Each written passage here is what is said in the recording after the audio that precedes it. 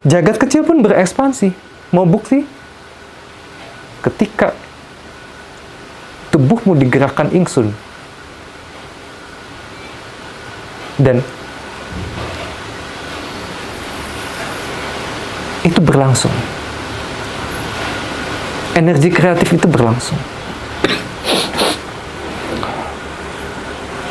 Ingsun itu benih dari ketiadaan yang ada dalam dirimu.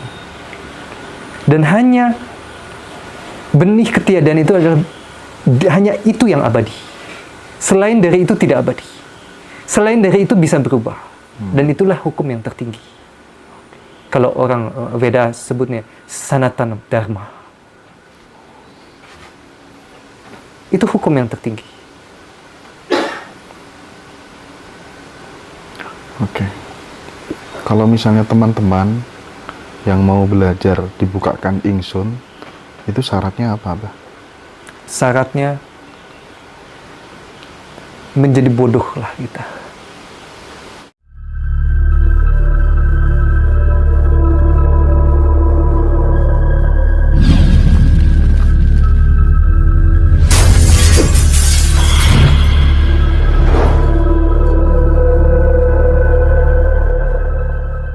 Ya. Kalau Tuhan kan tadi masih apa tuh namanya, berada pada wilayah konsep pikiran ya, Bah ya. Yang sosok tadi ya, imajinasi kita ciptakan sendiri karena ketakutan kematian dan lain sebagainya gitu. Tapi kalau kita ingin mengalami kualitas ketuhanan, berarti kita harus masuk ke dalam diri, menemukan diri kita yang paling esensial, mengalaminya sebagai objek, sebagai subjek begitu barangkali ya, Bah ya. Mengalaminya sebagai diri sendiri begitu. Begitu memang, Bah. Persis. Nah, tahapannya apa supaya kemudian kita bisa sampai ke situ gitu, sehingga kita memahami Tuhan tidak lagi being gitu.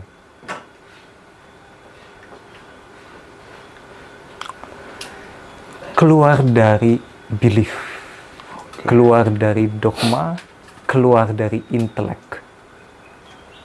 Merdeka dong ya. Ya. Jadi kita harus melihat Tuhan tanpa data. Begitu ada data, kebenaran Tuhan akan dikebiri itu. Terkebiri oleh data-data. Kita nggak bisa melihat realitas agung yang ada di dalam diri kita dengan data. Dari kepercayaan, dari pemahaman logis, sains, nggak bisa. Justru dengan kepolosan, dengan kemurnian, kita harus masuk ke itu dengan kepolosan dan kemurnian. Jadi, ketika kita tahu bahwa Tuhan itu tidak bisa dibahasakan, dan sebenarnya Tuhan juga tidak bernama. Yang memberi nama itu kan pikiran. Akhirnya kita hanya menerima sebagaimana adanya hidup. As simply is this. Hanya ini. Kalau saya bisa bilang, everything is God. Tapi untuk menuju everything is God, semua itu Tuhan, kamu harus menjadi nothing dulu.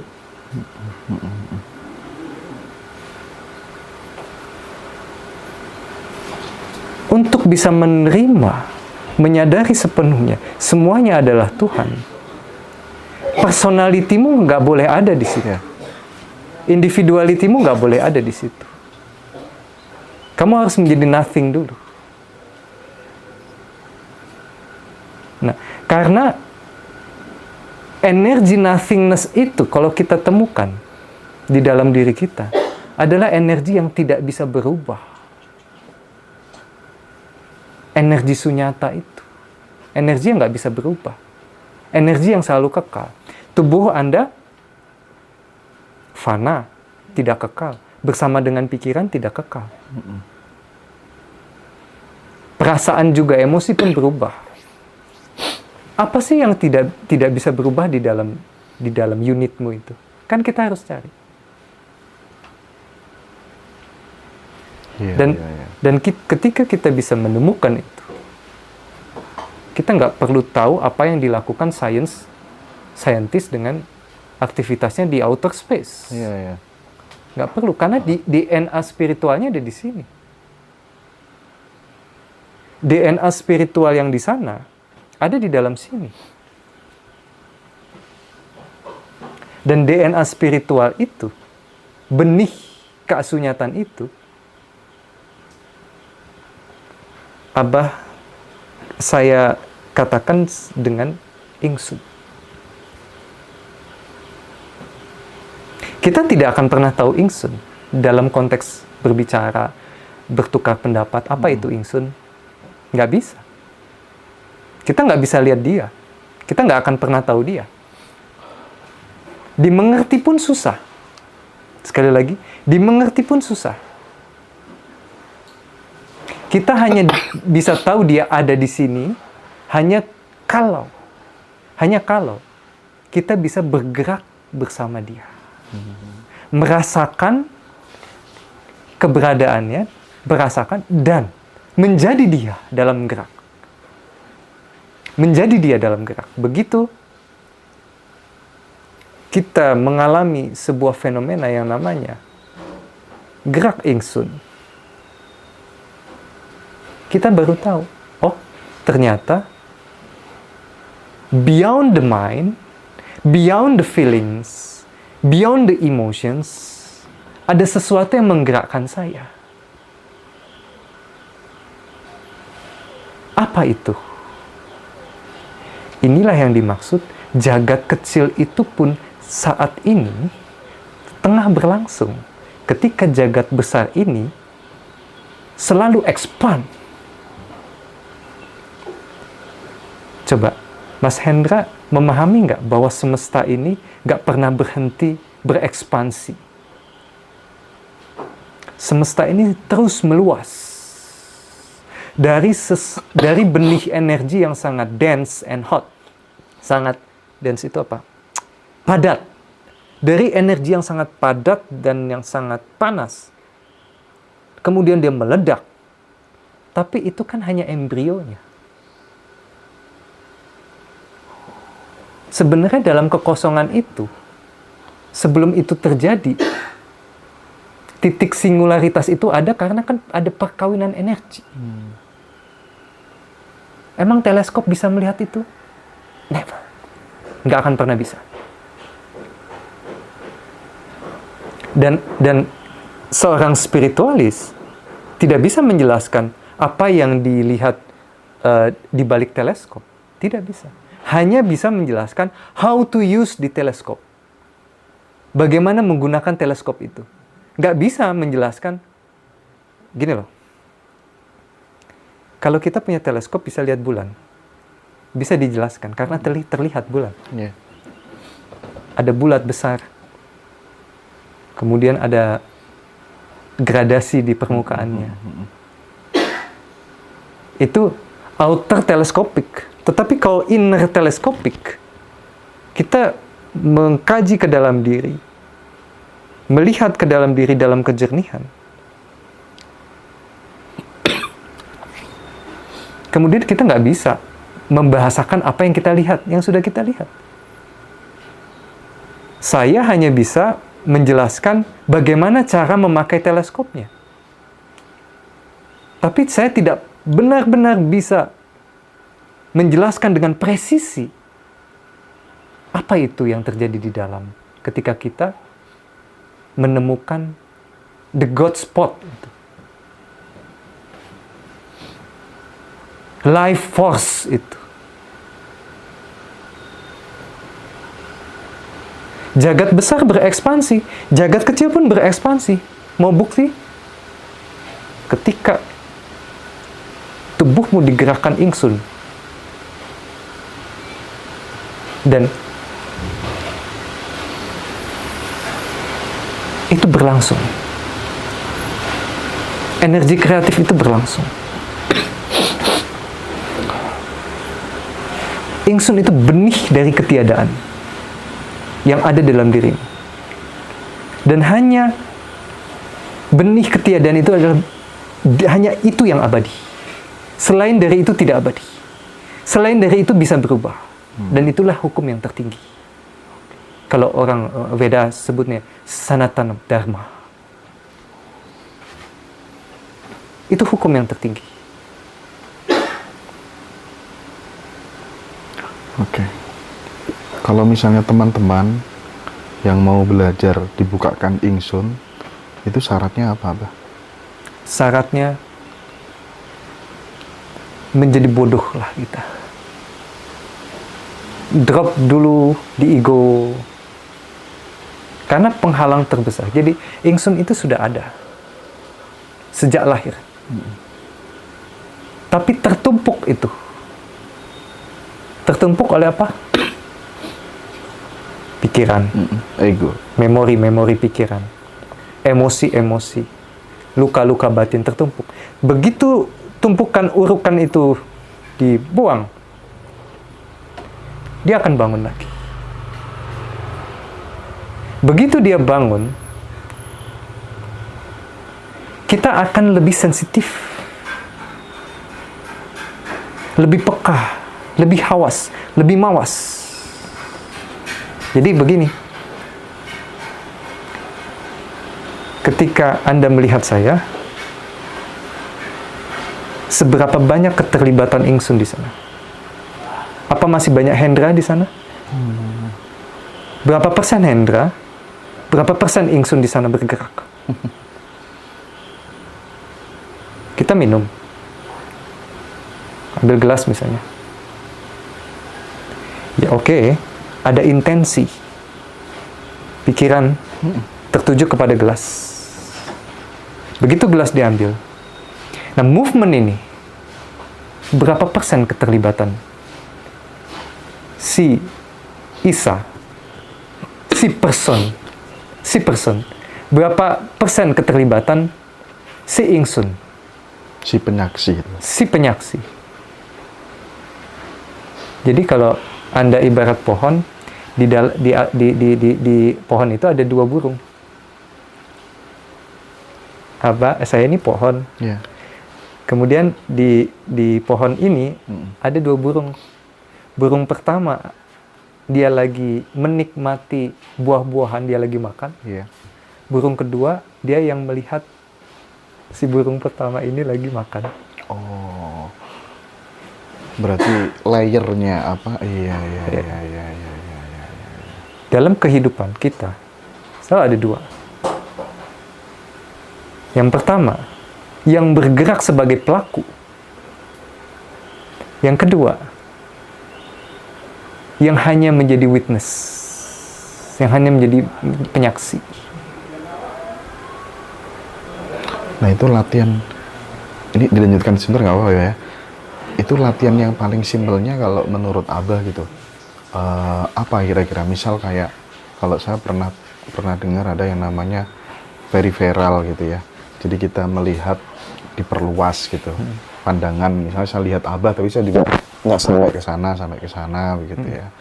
Yang kedua, setelah peripheral misalnya saya seolah-olah menyaksikan diri saya di dalam sebuah tayangan, di samping saya sebagai avatar atau pelaku atau tokoh yang ada di tayangan itu, saya juga sebagai penyaksi gitu. Nah, ada nggak tips-tips yang sederhana yang bisa dipraktikkan teman-teman gitu sebagai sarana untuk latihan gitu, Pak? Ya. Singkat kata, ini latihan menyadari segala sesuatunya. Oke. Bisa nggak kita sejenak pause? Saya sering bicara dengan anak-anak saya. Latihanlah pause and play. Ketika kita lagi beraktivitas, jalan, Pause. Berhenti.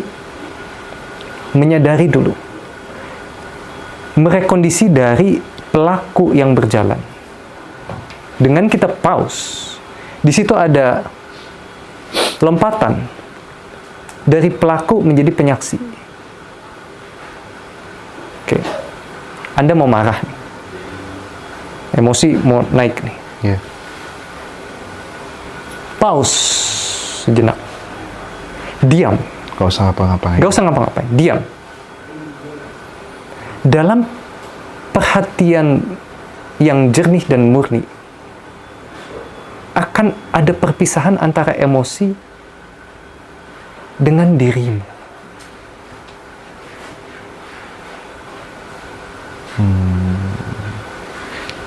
Mau minum kita haus. Jangan buru-buru minum. Pause dulu. Pause dulu. Sadari di sana ada rasa haus. Rasa haus milik siapa?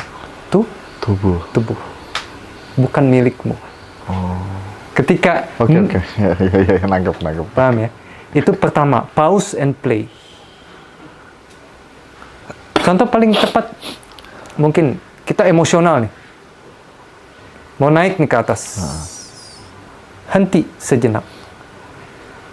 Dalam diam, amati seluruhnya. Seluruhnya. Dari mulai indera, prana, nafas. Indra, prana, pikir, emosi. 2 menit, 3 menit, atau butuh 5 menit. Begitu itu terjadi, pengamatan itu terjadi, perceraian itu pun terjadi. Perpisahan itu pun terjadi. Antara si pelaku, emosi, dengan yang mengamati. Itu yang pertama. Yang kedua, luangkanlah waktu untuk melihat segala sesuatunya secara inklusif. Bisa nggak sih kita Anda melihat saya secara inklusif, nggak terpisah? Gitu. Susah kalau kita tidak menyadari sepenuhnya ketiadaan kita. Dalam duduk diam, sadari ketiadaan dan sadari ketidakabadian. Ginilah simpelnya, sadari kesendirianmu. Oh ya, saya lahir sendiri, saya hidup menanggung karmaku sendiri, dan saya kemudian akan mati sendiri. Sadari sepenuhnya kesendirian kita. Setelah bisa menyadari sepenuhnya kesendirian kita, sadari ketidakabadian kita. Begitu kamu menyadari bahwa kamu di sana fana, keberadaanmu fana,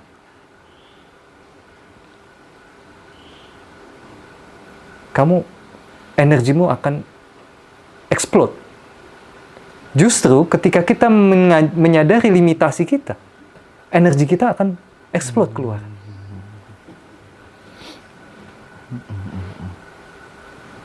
Ketika energi kita explode, apapun yang kita butuhkan akan datang sendiri.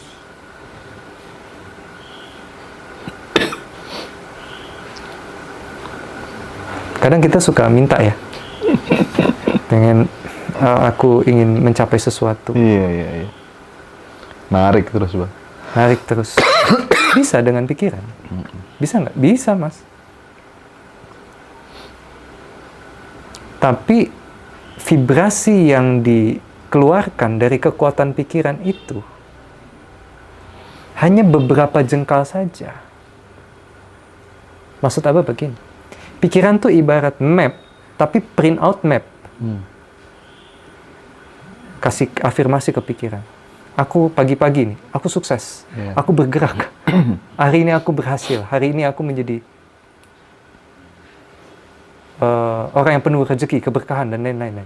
Tapi begitu di jalan, Anda cek saldo Anda, mendapati angkanya nggak enak, Anda lemes. Ya kan? Itu pikiran. Kemudian ada energi bergerak dengan realitas perasaan. Misalnya Anda ingin hidup tinggal di dalam rumah yang nyaman, besar,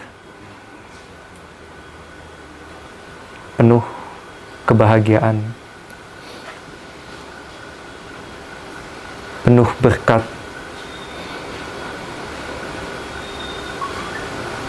Maka cobalah hadirkan dulu perasaan itu di dalam hidupmu sekarang. Bahwa saya saat ini duduk di dalam rumah yang penuh berkat. Hadirkan dulu perasaan, realitas perasaan itu. Realisasi perasaan itu loh. Nah, produk dari realisasi perasaan ini kan, apa bedanya sih nanti punya rumahnya sama sekarang? Bedanya kan, saya mengalami rasa itu nanti sama mengalami rasa itu sekarang. Sekarang hadirkan aja dulu rasanya. Perasaan itu hadirkan dulu, ciptakan dulu. Tapi itu tetap limitatif. Tetap terbatas. Yang tidak terbatas adalah ketika kita melebur ke dalam kesemuanya. Oke. Menjadi nothing and menjadi everything. Kita nggak usah minta. Apapun yang kita butuhkan akan datang. Dan disitulah fenomena manunggaling Gusti Kaula Gusti. Bersatu dengan semuanya.